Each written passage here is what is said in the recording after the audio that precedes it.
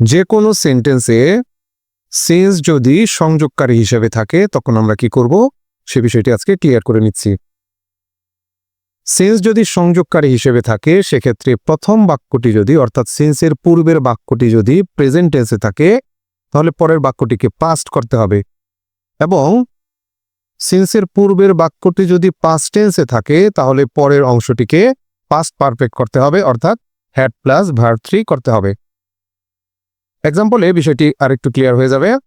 আমরা এখানে সিন্স যুক্ত দুইটি বাক্য দেখতে পাচ্ছি।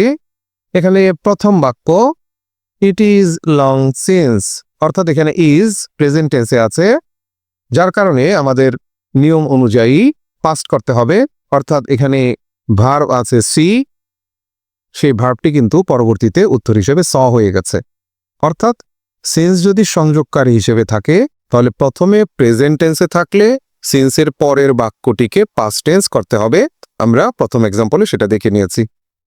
এবার দ্বিতীয় এক্সাম্পলে যাওয়া যাক। একই ধরনের এক্সাম্পল সেট করা হয়েছে, শুধুমাত্র টেন্স পরিবর্তন করে। আগের বাক্যে ছিল ইজ, দ্বিতীয় বাক্যে চলে এসেছে ওয়াজ, অর্থাৎ এটা পাস্ট টেন্স।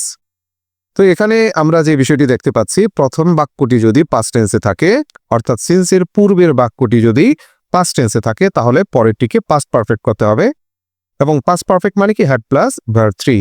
তো এখানে আমরা দেখতে পাচ্ছি উত্তর হয়ে গেছে হ্যাড সিন, অর্থাৎ একই রকম বাক্য ইট ইজ লং সিন্স এবং দ্বিতীয় বাক্য হচ্ছে ইট ওয়াজ লং সিন্স।